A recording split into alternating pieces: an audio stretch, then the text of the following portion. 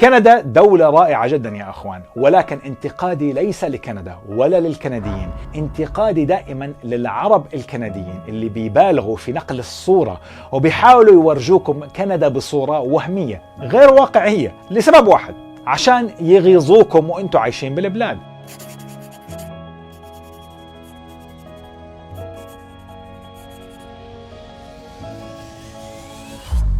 السلام عليكم. مر سنة تقريبا على فيديو العنصرية في كندا، وعن هاي السلسلة اللي أنا عملتها عن موضوع التمييز العنصري ضد أسماء المهاجرين في سوق العمل الكندي. وبهاي المناسبة قررت أني أعمل حلقة أتحدث فيها عن بعض الأمور والمستجدات اللي أنا ما ذكرتها سابقا فيما يتعلق بموضوع العنصرية في كندا، ولكن هاي المرة من زاوية إيجابية. خلينا نشوف.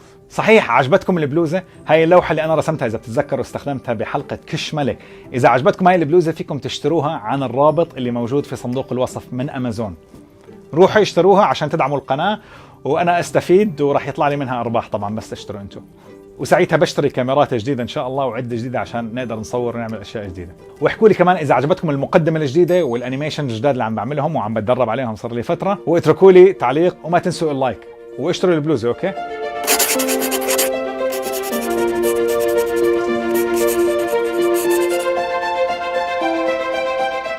بتاريخ 27/11/2017 أقل من عام تم استضافة أحمد حسين وزير الهجرة الكندي في تيدكس. وطبعا قصة أحمد حسين تعتبر قصة مؤثرة، فهو إجا كلاجئ على كندا وصولا إلى أن أصبح وزير الهجرة الكندي، وهذا بحد ذاته يعتبر إنجاز ويعتبر أمر ملهم. عشان هيك التيدكس جابوا أحمد حسين عشان يحكي ويشارك مع الناس خبرته وقصة نجاحه. ولكن أحمد حسين كان الموضوع اللي يتحدث فيه بهاي البرزنتيشن تبعته كان عم يتحدث عن التمييز العرقي ضد الأفارقة في كندا.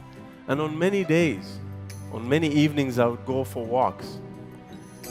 And during the majority of those walks, a police car would screech to a halt right in front of me, and the police officer would swing his door in a dramatic fashion, come at me running, same manner every single time, and ask me, where are you going, what are you doing, what do you have in your pockets, show me your ID. And when I talked to a number of my friends, the ones who had the same skin color as myself confirmed for me that they did indeed go through racial profiling and carding regularly, but I did nothing. I was only stopped because of the color of my skin. كوزير هجرة بأنه وصل لهذا المنصب ما بتتوقع أنه هو راح يروح يحكي عن التمييز والاضطهاد اللي هو تعرض له، ولكن هو ما كان الفكرة أنه بده يسلط الضوء على المعاناة تبعته. يعني مش جاي هو يقعد يبكي للناس أنه والله أنا تعبت، لا، ولكن عم بتحدث عن المعاناة اللي لحد اليوم بيعانوها الأفارقة في كندا. Did you know that between 2003 to 2013 the number of black inmates in federal prisons went up by 80%. 80%. Think about that. Did you know that black Canadians are 3 times more likely to find themselves in a low-income household than European Canadians? What do these statistics tell us? It tells us that we are not a perfect country, that we have problems. But does that mean that Canada is not great? No. I believe Canada is great because we want to do better. And we don't believe in hiding our flaws. That is why we have to have discussions on race, identity, privilege. We have to acknowledge that racial discrimination and a lack of inclusion exists. حتى انه جاستن ترودو رئيس الوزراء الكندي رجع نزل الفيديو عنده ونشره وحكى انه موضوع التمييز العرقي الممنهج اللي هو systematic racism يجب ان نركز عليه ويكون في حديث عميق في هذا الموضوع، تأكيدا وتأييدا لما قدمه احمد حسين في هاي البرزنتيشن. وختم الخطاب تبعه: My name is Ahmed Hussein. I'm black, I'm Muslim, I'm a refugee, I'm Canadian, and I am proud. شو بتتوقعوا كانت ردة فعل الجمهور؟ بدأوا الناس كلياتهم يحكوا له: إذا مش عجبتك كندا ارجع على بلدك يا لاجئ يا صومالي، فعلا إن أكرمت الكريم ملكته وإن أكرمت اللئيم تمردا، عيب إنك تتف بالصحن اللي أنت أكلت منه يا عيب الشوم. تخيلوا؟ لا طبعا أنا عم بمزح. لو كان أحمد حسين وزير الهجرة في دولة عربية وحكى هذا الخطاب في دولة عربية كان أكيد الجمهور العربي راح يرد عليه بهاي الطريقة، ولكن الكنديين ما ردوا عليه بهاي الطريقة. الكنديين صفقوا له بحرارة. Thank you very much.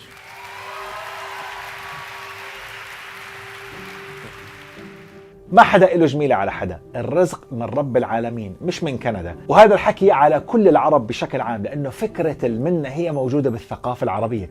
سبحان الله، قرأت بالديانات السماوية، حاولت أني أشوف إذا أحد من الرسل إجا بخطيئة المنة وتحدث عنها للشعب اللي هو إجا عليه، ولكن وجدتها إنه المنة كانت خاصة موجودة عند العرب. لذلك سيدنا محمد عليه الصلاة والسلام ذكر بأكثر من حديث على الإثم اللي بيصيب المتمنن والصدقة اللي بيتبعها المنة والأذى. وهذا بورجيك إنه فعلا سبحان الله زي ما كنا نتعلم زمان إنه المعجزة والآية بتيجي من صفة القوم. فيعني سيدنا موسى لما إجا بمعجزات أشبه بالسحر لأنه كان عم يتعامل مع سحرة، وسيدنا محمد لما إجا بمعجزة كتاب كان فيه فصاحة وبلاغة عربية لأنه كان بيتعامل مع الشعراء ومع العرب اللي كانوا مشهورين بالبلاغة والفصح تبعهم. ونفس الاشي لأنه سيدنا محمد رب العالمين خص العرب اللي هو سيدنا محمد كان رسولهم بموضوع المنة، لأنه كانت صفة موجودة عند العرب وما زالت موجودة.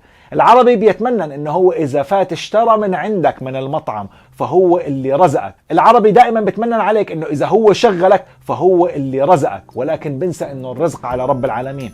وانت اليوم لما شغلتني على سبيل المثال، انت شغلتني لانك انت بدك خدمة مني، انا قدمت الخدمة لك وانت دفعت لي مقابلها مال، فمش انت اللي رزقتني يا عزيزي. فلما الحكومة الكندية تدخل العديد من المهاجرين العرب وغير العرب على كندا، مش لسواد عيونهم، مش لانهم بتمننوا علينا، لا يا عزيزي، احنا دخلنا هنا على كندا بفلوسنا، دافعين اجرة الدخول بالضريبة اللي احنا بندفعها للحكومة. فما فيش داعي للفلسفة الزايدة، وخلي لسانك في تمك وخدها من قصيرها وجاتكو خيبة كلكم. وبلاش قرف، جاتنا 60 كلنا. الارزاق على رب العالمين. وجودنا بكندا هون مش فضل من الحكومة الكندية، وانما حاجة من الحكومة الكندية لوجودنا في هاي البلد. فيعني بطلع لنا نتدلل وبنحكي زي ما احنا بدنا حسب الاتفاق اللي بيننا وبينهم بالدستور.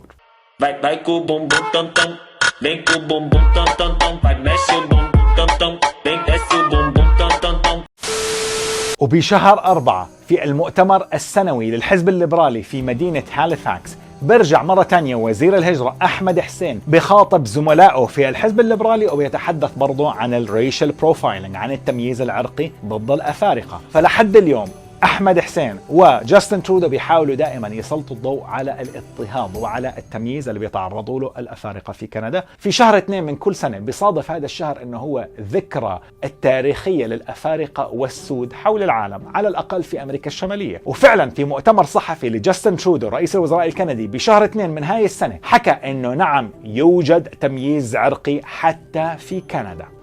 Why? Because centuries of inherent oppression, systemic racism and discrimination have taken root. Yes, even in Canada, progress is not felt by all people equally. في نص في الإنجيل بيحكي النبي بدون كرامة ومقام في بلده وبين قومه، حتى لو هذا النبي جاءهم بالحق، قومه أول من يجحد فيه وينبذه، وهذه حقيقة. بس لما يجي واحد عيونه ملونة زي جاستن ترودو ويحكي نفس الكلام اللي أنا قلته، تظهر هنا عقدة الخواجة. الكل رح يصدقوا على السريع، ورح يبدأوا العرب يحكوا لك من أي كوكب أنت أيها الإنسان. عزيزي العربي، جاستن ترودو من كوكب الأرض، ولكن إحنا من مجرة ومن كوكب آخر بعيد جدا عن هذه الأرض.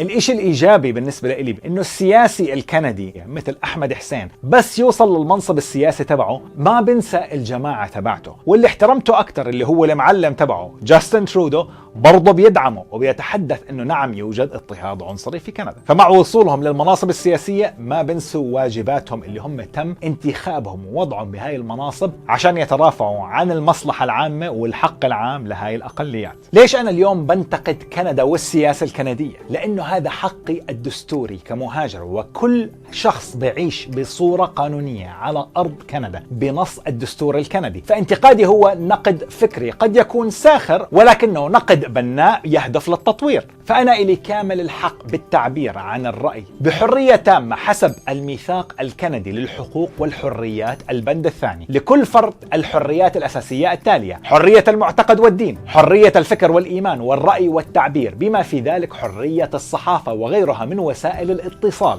حرية التجمع السلمي، وحرية تكوين الجمعيات.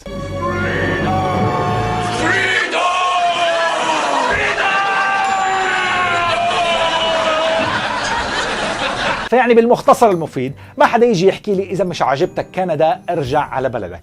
I'm not leaving. لأني أنا في بلدي. I'm not leaving. أنا في بلدي This is my home. اللي هي كندا. The show goes on. يعني مش رايح ولا مكان. They're gonna need to send in the National Guard of SWAT team, cause I ain't going nowhere. قاعد ومش مروح. والله العظيم.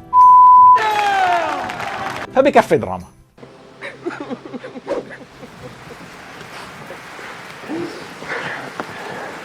Thank you. You love me. You really love me. طبعا الكل راح ينط يحكي لك انه كندا احسن من كل الدول العربيه، ويبدا بالمقارنه العجيبه بين وضع كندا والدول العربيه. معلش خلينا نكون شوي موضوعيين في النقاش والطرح تبعنا. فانا اليوم بتحدث عن كندا، ويجب ان يبقى النقاش حول كندا فقط دون المقارنه باي دوله اخرى، لانه احنا بكندا واحنا كنديين اولا، وثانيا وهو الاهم احنا بنقارن نفسنا بالاحسن فقط وما بنقارن نفسنا بالاسوأ. فالواحد دائما بيطمح انه يكون بالمقدمه وما بينظر للمؤخره. بدك تقارن كندا، قارنها بال 29 دوله اللي بتقدم نظام رعايه صحيه افضل من نظام الرعايه الصحيه الكنديه، وخلينا نطمح انه احنا نسير في المرتبه الاولى. بدك تقارن كندا، قارنها بالدول اللي عندها منظومه تعليميه اقوى من المنظومه التعليميه الكنديه عشان نصير احسن منها. وهي مشكله اساسيه راح اسلط عليها الضوء في فيديو قادم عن اسباب هجره العرب الى كندا، وعن مشكله ثانيه اللي هي مشكله المركزيه والانانيه في التفكير، وهي مشكله اساسيه عندنا اياها في الثقافه العربيه بشكل عام. وراح اختم هذه الحلقه باني اطرح مساله واطلب منكم انكم تتفكروا فيها، عل وعسى ان ينال المنطق منكم ومن عقولكم. الكل جاوبني بانه وصول هؤلاء الوزراء والسياسيين الكنديين امثال وزير الهجره احمد حسين ورئيس الحزب الديمقراطي الجديد جاك ميت سينغ الى هذه المناصب السياسيه هو دليل على خطا هذه الادعاءات، ودليل على عدم وجود اي تمييز عنصري عرقي في كندا. وانا برد عليهم بنفس المنطق، انه الرئيس الامريكي السابق لولايتان اسمه الاوسط حسين، واسم عائلته على وزن اسامه، وهو من اصول افريقيه، وفاز بولايتين وحكم اقوى دوله بالعالم. وبقائه في البيت الابيض ل8 سنوات هو اكبر دليل على انه لا يوجد اي اضطهاد عنصري ضد الافارقه في امريكا، ولا لا؟ فلنتفكر يا اخوان. الحلاوة. واخد بالك انت رزاز لما قالت له كل حاجة هنا دي؟ يعني ايه كده؟ لا حكيمة. بتدي حقن. وصول باراك أوباما للبيت الأبيض زاد الاضطهاد ضد الأفارقة، لأن الرجل الأمريكي الأبيض لن يتقبل أن يحكم من شخص كان يعتبره عبد في يوم من الأيام. واحد مثل باراك أوباما أصوله تنحدر من قبائل اسمها اللوا في أفريقيا، وهي القبائل موجودة في العديد من الدول الأفريقية مثل الكونغو، أثيوبيا، جنوب السودان وكينيا وغيرها من الدول.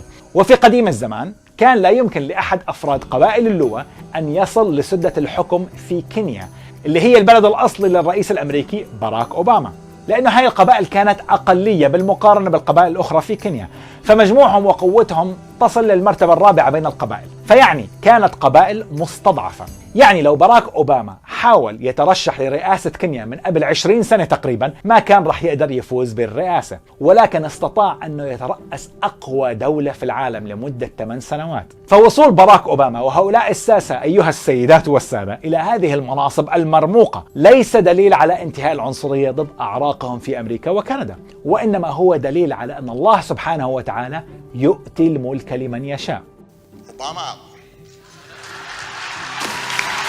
الخلاصة هون يا أخوان، كندا دولة رائعة، ولكن انتقادي ليس لكندا ولا للكنديين، انتقادي دائما للعرب الكنديين اللي بيبالغوا في نقل الصورة وبيحاولوا يورجوكم كندا بصورة وهمية غير واقعية لسبب واحد، عشان يغيظوكم وانتم عايشين بالبلاد، ويحسسوكم انكم انتم عايشين في جهنم، وانه احنا العالم المتقدم وانتم العالم الثالث. وبعدين يبدأ الكل يتحدث عن الحرية وان العرب في البلاد مستعبدين، ولكن هذا موضوع منخوض فيه بتفصيل اكثر في فيديو قادم عن عقدة العبودية عندنا في الثقافة العربية. وبشوفكم ان شاء الله في الحلقة القادمة وبننشر فيها معلومات واقعية وحقيقية عن كندا. شاركوني آرائكم في صندوق التعليقات، وما تنسوا انكم تعملوا لايك وشير وسبسكرايب على قناة اليوتيوب إلى اللقاء.